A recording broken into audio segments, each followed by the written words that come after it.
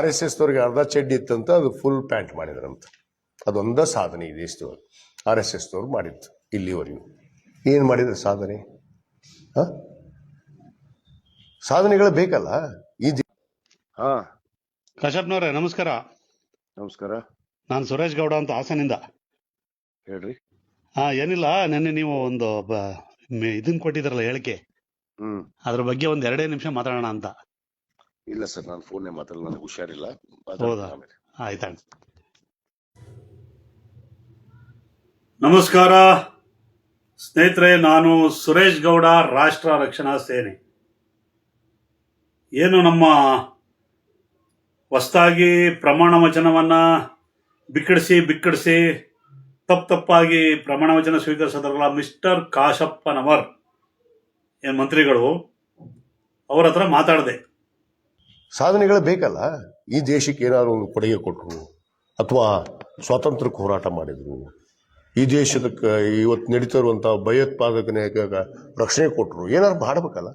ಕ್ರೀಡಾಪಟುಗಳಿಗೆ ಉತ್ತೇಜನ ಕೊಡಬೇಕಲ್ಲ ನಾವು. ಯುವಕರಿಗೆ ಯುವಶಕ್ತಿ ದೊಡ್ಡ ಶಕ್ತಿ ನಮ್ಮ ದೇಶದ್ದು. ಆ ಯುವಶಕ್ತಿ ಇಲ್ಲಾರ್ದು ಏನ್ ಮಾಡಕ್ ಸಾಧ್ಯತೆ ನಾವು ಈ ದೇಶದಲ್ಲಿ? ಆ ಎಲ್ಲ ಜಾತಿ ಜನಾಂಗ ಎಲ್ಲ ಸಮುದಾಯದವರಿಗೆ ಇವತ್ತು ಕ್ರೀಡಾವನ್ನು ಆರಿಸಿ ನಾವು ನ್ಯಾಯ ಕೊಡಕ್ ಹೊರಲ್ ಬೆಟ್ಟಿಂಗ್ ಅವರು ನಾನು ಫೋನಲ್ಲಿ ಏನು ಮಾತಾಡಲ್ಲ, ಹುಷಾರಿಲ್ಲ ಅಂತ ಹೇಳಿದ್ರು. ನಾನು ಅವ್ರಿಗೆ ಫೋನಲ್ಲಿ ಹೇಳ್ಬೇಕಾಗಿದ್ದಿಷ್ಟೇ. ಅದನ್ನ ಮೀಡಿಯಾ ಮುಖಾಂತರ ಅವ್ರನ್ನ ಪ್ರಶ್ನೆ ಕೇಳ್ತಿದ್ದೀನಿ. ನೋಡಿ, ಅವರಿಗೆ ಒಂದು ಹೊಸ ಥರದ ಮಂತ್ರಿ ಸ್ಥಾನ ಸಿಕ್ಕಿದೆ. ಅವರ ಡಿಪಾರ್ಟ್ಮೆಂಟ್ ಏನು ಅವರ ಮಂತ್ರಿಗಿರಿದಲ್ಲಿ ಬರುತ್ತೋ ಇಲಾಖೆ, ಅದರದ್ದು ಕೆಲಸನ ಶುದ್ಧವಾಗಿ ಸ್ಪಷ್ಟವಾಗಿ ಮಾಡಿದ್ರೆ ಸಾಕು. ಆದ್ರೆ ಅವ್ರಿಗೆ RSSನ ಚಡ್ಡಿ ಪ್ಯಾಂಟಿನ ಮೇಲೆ ಪ್ರೀತಿ ಜಾಸ್ತಿ. ಮಿಸ್ಟರ್ ಕಾಶಪ್ಪನವರ್, ನೀವೇನು ಹೇಳಿದ್ರಲ್ಲ RSSನ ಸಾಧನೆ 100 ವರ್ಷದಲ್ಲಿ ಚಡ್ಡಿಯಿಂದ ಪ್ಯಾಂಟಿಗೆ ಬಂದಿದ್ದಷ್ಟೇ ಅಂತ. ನಾನು ಹೇಳ್ತೀನಿ ಕೇಳಿ ಅವರ ಸಾಧನೆ ಏನು ಅಂತ. ಏನು ಸ್ವಾತಂತ್ರ್ಯ ಪೂರ್ವದಲ್ಲಿ ನಮ್ಮ ಬ್ರಿಟಿಷರು ನಮ್ಮ ದೇಶವನ್ನು ಆಳಿ ನಮ್ಮನ್ನೆಲ್ಲ ಡಿವೈಡ್ ಅಂಡ್ ರೂಲ್ ಮಾಡಿ ಹಾಳು ಮಾಡಿದ್ರು. ಅವಾಗ ಸ್ಥಾಪನೆ ಆಗಿದ್ದೇ ರಾಷ್ಟ್ರೀಯ ಸ್ವಯಂ ಸೇವಕ ಸಂಘ.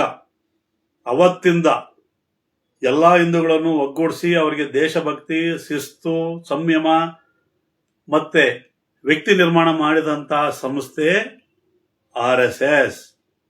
ಏನು ಸ್ವಾತಂತ್ರ್ಯ ನಂತರ ಒಂದು ನಮಗೆ ಅಧಿಕಾರ ಮಾಡ್ತಾ ಒಂದು ಪಕ್ಷ ಆಡಳಿತ ಮಾಡ್ತಾ ಬಂತು ಸತತ 40-50 ವರ್ಷ. ಅಭಿವೃದ್ಧಿ ಒಂದಷ್ಟಾಗಿದೆ ಬಿಟ್ರೆ, ಅಭಿವೃದ್ಧಿಗಿಂತ ಹೆಚ್ಚಾಗಿ ಈ ದೇಶವನ್ನ ಜಾತಿಯ ಮುಖಾಂತರ ವಿಭಜನೆ ಮಾಡಿ ಎಲ್ಲೆಲ್ಲೂ ಭಯೋತ್ಪಾದಕತೆ, ಭ್ರಷ್ಟಾಚಾರ, ಜನರ ವಿಭಜನೆ, ಇದ್ರ ಮುಖಾಂತರ ಎಲ್ಲೋ ಹೋಗ್ಬೇಕಾಗಿದ್ದ ನಮ್ಮ ರಾಷ್ಟ್ರವನ್ನ ಸಂಕುಚಿತವಾಗಿ ಸಣ್ಣದಾಗಿ ಇಟ್ಟಿದ್ದಂತ ಒಂದು ಪಕ್ಷವನ್ನ ಬದಿಗೆ ಸರಿಸಿ ಕೇವಲ 15 ವರ್ಷದಲ್ಲಿ ಈ ದೇಶದಲ್ಲಿ ಭ್ರಷ್ಟಾಚಾರ, ಗುಂಡಾಗಿರಿ, ಭಯೋತ್ಪಾದಕತೆ ಇಂಥವೆಲ್ಲವನ್ನೂ ನಿರ್ನಾಮ ಮಾಡಿ ಜನರಿಗೆ ಒಂದು ಸುಖ, ಶಾಂತಿ, ಇಡೀ ಪ್ರಪಂಚ ತಿರುಗಿ ನೋಡುವಂತಹ ಆಡಳಿತ ಕೊಡುವ ಒಂದು ಪಕ್ಷವನ್ನ ಪೋಷಿಸಿ ಬೆಳೆಸಿ ಈ ಮಟ್ಟಕ್ಕೆ ತಂದಿದ್ದು RSS. ನಿಮಗೆ ಇದ್ರ ಮಾಹಿತಿ ಇರಲಿ. ಮತ್ತೆ ಮುಖ್ಯವಾಗಿ ನಿಮ್ಮ ವಿಚಾರಕ್ಕೆ ಬರ್ತೀನಿ.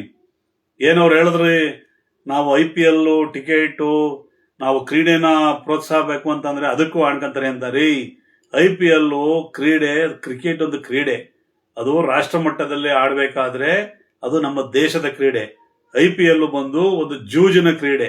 ಅದು ಶೋಕಿಗಾಡಂಥದ್ದು. ಅರ್ಥ ಆಯ್ತಾ? ಒಬ್ಬ ವ್ಯಕ್ತಿಯ ಹಣ, ಸಮಯ, 6 ಗಂಟೆ ಸಮಯ ಹಾಳು ಮಾಡಿ ಒಂದು ಸಂಸ್ಥೆ, ಹಣ ಮಾಡುವಂತ ಸಂಸ್ಥೆಯ ಕ್ರೀಡೆ ಅದು. ಅದನ್ನ ನೀವು ಯಾವುದೋ ದೊಡ್ಡ ಪ್ರೋತ್ಸಾಹ ಕೊಡಕ್ ಹೋಗಿದ್ದೆ ಅಂತ ಹೇಳಿ ನೀವು ಉಚಿತವಾಗಿ ಟಿಕೆಟ್ ಪಡೆಯೋಕೆ ಹೋಗಿದ್ದು ಅಂತವ್ರು ನೀವು. ನಾನು ನಿಮಗೆ ಪ್ರಶ್ನೆ ಮಾಡೋದೇನಪ್ಪ ಅಂತಂದ್ರೆ, ಕ್ರೀಡೆಗೆ ಎಷ್ಟು ಒತ್ತು ಕೊಡುವಂತರಾಗಿದ್ರೆ ನೀವು ನಿಮ್ಮ ಕ್ಷೇತ್ರದಲ್ಲಿ ಯಾವ ಕ್ರೀಡೆಯ ಅಕಾಡೆಮಿಯನ್ನ ಓಪನ್ ಮಾಡಿ ಎಷ್ಟು ಕ್ರೀಡಾಪಟುಗಳನ್ನ ಈ ರಾಜ್ಯ ಮಟ್ಟಕ್ಕೆ, ದೇಶ ಮಟ್ಟಕ್ಕೆ, ರಾಷ್ಟ್ರ ಮಟ್ಟಕ್ಕೆ ಕಳಿಸ್ಕೊಟ್ಟಿದ್ದೀರಾ? ಕೊಡಿ ಲೆಕ್ಕನ. ನಿಮ್ಮ ಕ್ಷೇತ್ರದ ಎಷ್ಟು ಶಾಲೆಗಳಲ್ಲಿ ಕ್ರೀಡೆಗೆ ಪ್ರೋತ್ಸಾಹ ಕೊಟ್ಟಿದ್ದೀರಾ? ಎಷ್ಟು ಖಾಸಗಿ ಶಾಲೆಗಳಲ್ಲಿ ಕ್ರೀಡೆಗೆ ಮಹತ್ವ ಕೊಡ್ತಿದ್ದಾರೆ? ಕೊಡಿ ಲೆಕ್ಕ ನಮಗೆ. ನಿಮ್ಮ ಕ್ಷೇತ್ರದಿಂದ ಯಾರು ಹೋಗಿದ್ದಾರೆ ರಾಷ್ಟ್ರ ಮಟ್ಟಕ್ಕೆ, ರಾಜ್ಯ ಮಟ್ಟಕ್ಕೆ?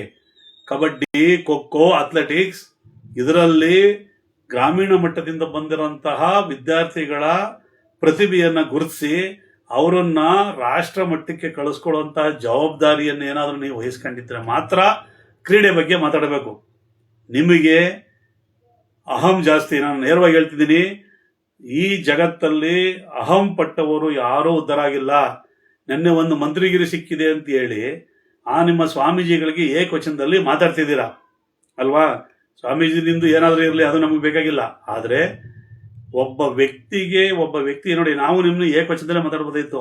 ಆದರೂ ನೀವು ಮಂತ್ರಿ ಆಗಿದ್ದೀರಿ ಅಥವಾ ಬೇರೆ ವ್ಯಕ್ತಿ ಅಂತ ಗೌರವವಾಗಿ ಇಷ್ಟು ಮಾತಾಡ್ತಿದ್ದೀನಿ.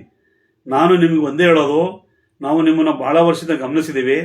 ನಿಮ್ಮ ಮಾತಿನ ಶೈಲಿ, ನಿಮ್ಮ ಮಾತಿನ ದರ್ಪ ಇದು ಈ ರಾಜ್ಯಕ್ಕೆ ಸರಿಯಾದದ್ದಲ್ಲ. ಸೌಜನ್ಯ ಕಲ್ತ್ಕೊಳ್ಳಿ. ನಿಮ್ಮ ಕ್ಷೇತ್ರ ಏನೀಗ ಇಲಾಖೆ ಕೊಟ್ಟಿದ್ದಾರೆ, ಆ ಇಲಾಖೆಯಲ್ಲಿ 108 ಕೆಲಸಗಳಿರ್ತವೆ. ಅದನ್ನ ನೀವು ಇರೋ ಒಂದು 2 ವರ್ಷ ಅಧಿಕಾರದ ಅವಧಿನಲ್ಲಿ ಇಷ್ಟು ಕೆಲಸ ಮಾಡ್ಬಿಟ್ಟು ಹೋದ್ರು ಕಣಪ್ಪ ಅಂತ ಈ ಜನ ಗುರುತಿಸ್ಬೇಕು. ಆ ಥರ ಕೆಲಸ ಮಾಡಿ. ನಿಮಗೆ RSS ವಿಚಾರ ಬೇಡ, BJP ವಿಚಾರ ಬೇಡ. ನಿಮ್ಮ ಪಕ್ಷದ ನಿಮ್ಮ ಕೆಲಸವನ್ನ ಶ್ರದ್ಧೆಯಿಂದ ಸ್ಪಷ್ಟವಾಗಿ ಮಾಡಿ. ಇದನ್ನು ಹೇಳಬೇಕಿತ್ತು. ಜೈ ಹಿಂದ್. ನಾನು ಸುರೇಶ್ ಗೌಡ, ರಾಷ್ಟ್ರ ರಕ್ಷಣಾ ಸೇನೆ.